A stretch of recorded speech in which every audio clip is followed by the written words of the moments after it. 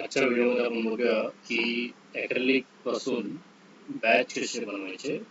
याच्यामध्ये आपण बॅच जी प्रोसेस आहे बनवायची ती पहिली 2 टप्प्यामध्ये होते. सगळ्यात पहिल्यामध्ये ॲक्रेलिकची एक शीट जी असणार 2x4 मध्ये, त्याच्यावरती हे सगळे बॅच प्रिंट होणार आणि त्याच्यानंतर ही जी ब्लॅक लाईन दिसते ती वाली फाईल करून द्यावी लागणार वेगळी. त्या ब्लॅक लाईननुसार ती जी फाईल आहे जी ॲक्रेलिक शीट प्रिंट होऊन येणार ती पुढे कटिंग केली जाणार. तर मग त्यासाठी पहिलं काय केलं तर मी इथे पहिले इमेज घेतले जी आपल्याला मागे प्रिंट करायची आहे. त्याच्यावरती जी प्रिंटिंगची कटिंगची आपल्याला जी आउटलाईन आहे ती जशी पाहिजे त्या प्रकारे ठेवून घ्यायची आहे आणि या दोघांना सिलेक्ट करून इथे मी आता 2.5x4च्या शीटवरती हे सगळं कटिंग करणार आहे. तर मग त्या प्रकारे 2.5x4 किंवा आपण जे आहे ते 2x4 ठेवू आणि दुसरी एक वेगळी शीट घेऊ, कारण की शीट जे आहे ते 3x4ची घ्यावी लागेल मग, किंवा मग 3x4 नुसार पण ठीक आहे. 2.5 घेऊ, 2.5 फुटाची घेऊ आणि 3 फुटाची शीटचे पैसे आपल्याला द्यावे लागतील. तर मग हिला एक फाईल रेडी झाली त्यानुसार मी ठेवून इथे डुप्लिकेट करतो, राईट क्लिक मारतो, कंट्रोल डी मारत मला इथे 13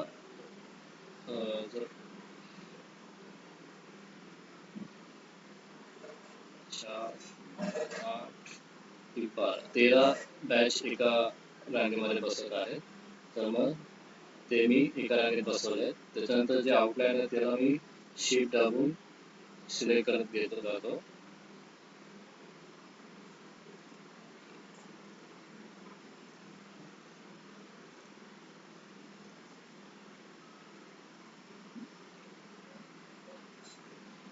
आणि त्याला ग्रुप करून ठेवतो. तर मी ग्रुप करून चेक करून बघतो की ते बरोबर ग्रुप झालं का. ते ग्रुप नाही झालं माझ्याकडून. कटिंगच्या ऐवजी आर्टवर्क चीज सिलेक्ट करायचं, कंट्रोल झेड करून पुन्हा मी अनग्रुप करणार आणि जी इमेज आहे त्याला शिफ्ट दाबून अनसिलेक्ट करतो, क्लिक करून पुन्हा. आणि याच्या मागे माझं हे आहे तर मी पुन्हा एवढ्या जागा सिलेक्ट केलं की ते आर्टवर्क सिलेक्ट झालं, इथे डॉट झाला म्हणजे सिलेक्ट झाला. आता पुन्हा याला ग्रुप करतो, पुन्हा चेक करूया आपण की आता हां बरोबर हे सगळं आउटलाईन फक्त सिलेक्ट झालेलं आहे. आता नेक्स्टमध्ये फक्त सगळे डिझाईन सिलेक्ट करून मी आउटलाईन अनसिलेक्ट करतो आणि बाकीच्याला ग्रुप करून घेतो. म्हणजे या ग्रुपमध्ये आपल्याला फक्त आर्टवर्कचे ग्रुप सिलेक्ट झालेले आहेत. पुन्हा जागेवरती आणलं, कंट्रोल झेड. नंतर 13 जे आहे आपल्याला टोटल 100 बॅच बनवायचे आहेत. तर हे 2326 5352 झाल्यानंतर मी काय करतो की 4 जे ग्रुप आहेत बॅचच्या कटिंगचे त्याला सगळ्यांना सिलेक्ट करून घेतो, शिफ्ट दाबून आणि ग्रुप करून ठेवतो. पुन्हा चेक करून बघायचं की बरोबर त्याचाच ग्रुप झाला आहे का. कंट्रोल झेड करून आता त्यानंतर पुन्हा याला पकडून मी 52च्या दुप्पट करायचं, 52ला तर 104 केलं. पुन्हा हे कटिंगचे जे आउटलाईन आहेत त्याला पकडून दोघांना मी कंट्रोलची मारून ठेवतो, ग्रुप करून ठेवतो. अशा प्रकारे त्यांनी दोघांना रेडी केलं आहे. आता या सगळ्याला मी पकडणार, कंट्रोल जी मारणार आणि पी दाबणार, जेणेकरून जी शीट असणार आहे त्याच्या मधोमध ती प्रिंट झाली पाहिजे. आता याच्यामध्ये आपल्याला एक करावं लागतं की याला आउटलाईन कटिंगसाठी आपल्याला मार्किंग द्यावी लागते, ज्याच्यावरती जो लेझर कटिंग ऑपरेटर असतो तो त्याच्या प्रकारे त्याला अलाइन करतो आणि मग त्या मार्किंगनुसार अलाइन करून शीटला ठेवतो आणि मग तो मारतो, कटिंग चालू करतो. तर ही झाली हिची आउटलाईन. अशा प्रकारे इथे ठेवली मी. त्याला कंबाईन करून घेतो. सेम मी दुसऱ्या बाजूला पण देतो.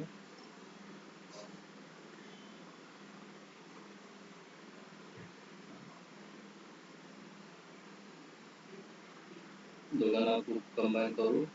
पुन्हा त्याची एक कॉपी खाली पण दिलेला आहे. जी लेझर मशीन आहे जी याच्या बाहेर ऑपरेट होणार नाही. तर हे झाल्यानंतर या दोघांची कॉपी आपल्याला पाहिजे. त्याच्यापैकी हे सगळं तर एकदा अनग्रुप करूया, म्हणजे आपलं ते लास्ट वाला ग्रुप आहे तो अनग्रुप होईल. त्याच्यानंतर हे जे आउटलाईन वाला जे ग्रुप आहे आपला हा वाला चेक करून बघायचं उचलून, पुन्हा कंट्रोल सेट करूया त्याला आणि हा मार्किंग वाला जो आहे तर दोन्ही मार्किंग वाला शिफ्ट दाबून सिलेक्ट करूया आणि याला कंट्रोल सी दाबून सेकंड पेजवरती पेस्ट करायचं, कंट्रोल व्ही करायचं. आता याच्यामध्ये ही झाली कटिंगची फाईल. कटिंगमध्ये याच्यामध्ये हे झालं आउटलाईन कटिंग अशा प्रकारे येणार. आणि इथे जो आपण ॲरो दिला आहे तिथे लेझर फोकस केला जाणार. त्याच्यानंतर प्रिंटिंगसाठी जी फाईल पाहिजे आपल्याला त्याच्यामध्ये हे जे कटिंगचे डिझाईन आउटलाईन आहे ते नको आहे, त्याला सिलेक्ट करून डिलीट करून टाकायचं. तर ही झाली प्रिंटिंगची फाईल. आणि सेम शीटसाठी, शीट ए साठी म्हणजे फ्रंटसाठी ही झाली कटिंगची फाईल. अशा प्रकारे पहिली प्रिंटिंगची फाईल झाली आणि कटिंगची फाईल झाली. आता ही प्रिंटिंगची फाईल आपल्याला सेव्ह एज PDF करायची. सेटिंग मध्ये जाऊन करंट पेज करायचं आणि आपण याच्यामध्ये सगळं काम करतोय तर 3 acrylic ACR 1.5 mm front print असं फाईलला नाव देतो म्हणजे आपल्याला ओळखता येईल. तर ही PDF मध्ये जी फाईल बनवणार आपण ती प्रिंटिंग वाल्याकडे पाठवायची. आणि मग कटिंगसाठी फाईल आहे आपल्याला सिलेक्ट करायची एवढी आणि कंट्रोल शिफ्ट एस दाबून याच्यामध्ये फ्रंट बॅच ही AI मध्ये पाहिजे आपल्याला, त्याला सिलेक्ट ओनली करून AI मध्ये सेव्ह करून द्यायचं. आपल्याला सिलेक्शन इथे हे सगळं करून ओके करायचं. तशा प्रकारे ही झाली फ्रंट पेज बॅचचा. त्याच्यामध्ये आपण सेकंड पेज पण करू. कंट्रोल C कंट्रोल X दाबून मी कंट्रोल V कंट्रोल G दाबून ग्रुप करून त्याला P दाबला म्हणजे सेंटरला आला झाला. आता याला मी वरती घेऊन जातो. सेम याच्यामध्ये चेक करायचं आपल्याला. ग्रुप केल्यानंतर याचा ग्रुप वेगळा मिळाला पाहिजे आणि याच्यामध्ये नावं जे आहे ते एडिट करायचे. त्यामुळे मी याला इमेज वगैरे घेता वेगळं ॲडिशन मध्ये टेक्स्ट मध्ये ठेवली म्हणजे नावं चेंज करता येते. त्याच्यानंतर याला मी रिपीट मारत जाणार आहे कंट्रोल D 13 वेळा.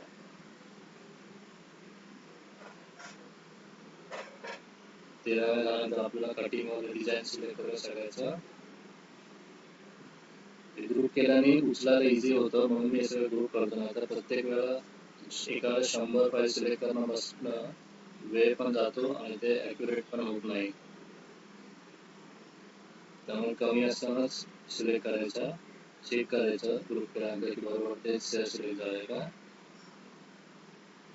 कंट्रोल Z म्हणून पुन्हा जागेवरती आणायचं. तर 13 झाल्यानंतर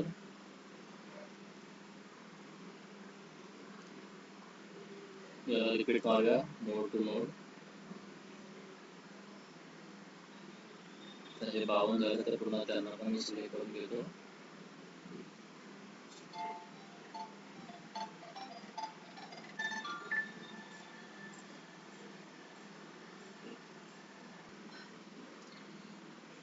मग 52च्या 52 डिझाईन कटिंगचे जे आउटलाईन आहे त्याला सिलेक्ट करायचे.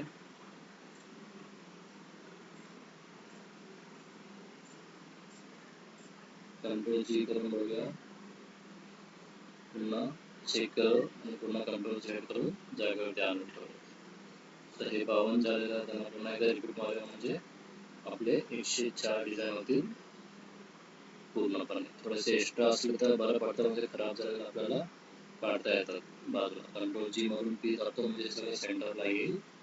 सेम आता जसं याच्यामध्ये आपण हे ठेवले होते तसे मी याला कंट्रोल C करून घेतो आणि या पेजवरती कंट्रोल V मारतो. सेम आपल्याला हा सेकंड पण याचा पेज कट रेडी करावा लागेल जो बॅक साईडचा रिनेम करू याला प्रिंट फाईल प्रिंटसाठी आणि हा असणार आहे बॅक साईडच्या कटिंगसाठी.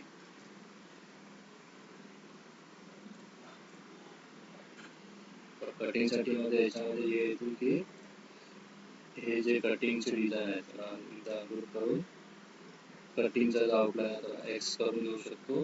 कंट्रोल X आणि इथे कंट्रोल V म्हणजे तिथून आपण डायरेक्ट डिलीट न करता इथे घेऊन पेस्ट केलं.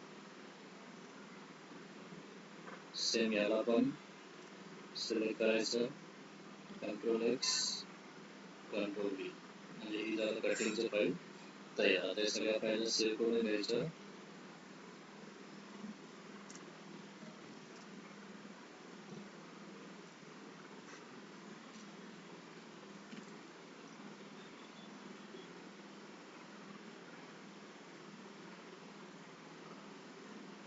तर याच्यामध्ये जी नावं कस्टमरने सांगितले, कस्टमरला एका नावाचे 4 टॅग पाहिजे. तर हे झाले, आपण समजा असे जर बघितले तर असे 4 टॅग ठेवून द्यायचे एका कस्टमरचे. तसंच मग दुसऱ्या कस्टमरच्या नावाने दुसरं नाव द्यायचं एक शीटनुसार. मग ते याच्यामध्ये सेट करायचं आणि ही सेम फाईल आपल्याला पुढे प्रिंटिंगला पाठवायची.